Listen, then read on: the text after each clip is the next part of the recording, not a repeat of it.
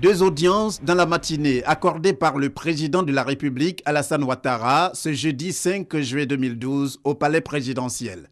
Avec la société Tata Steel représentée par environ 4 personnes, les échanges ont porté sur le projet d'exploration de réserves de fer dont cette société a en charge dans le département de Bangolo. Le Mont Gao est situé dans le département de Bangolo et touche un tout petit peu celui de Bangolo, mais ceci se fait dans la région du Guémon.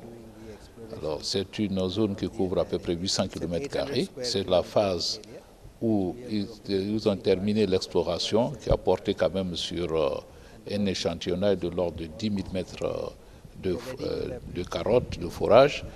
Et l'étude de préfaisabilité sera terminée d'ici la fin de l'année.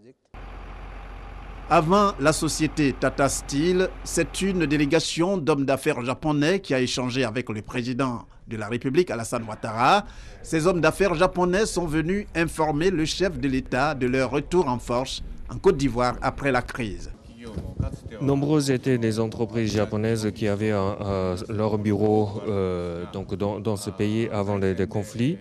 Mais après, avec la pacification du pays, le JETRO, qui est le centre japonais du commerce extérieur, a déjà pris la décision toute récente de réouvrir son bureau de représentation. Donc nous nous attendons à un retour massif d'entreprises japonaises en Côte d'Ivoire. La présence en terre ivoirienne de la délégation d'hommes d'affaires japonais, forte d'environ 25 personnes, vise à cerner l'environnement des affaires en Côte d'Ivoire.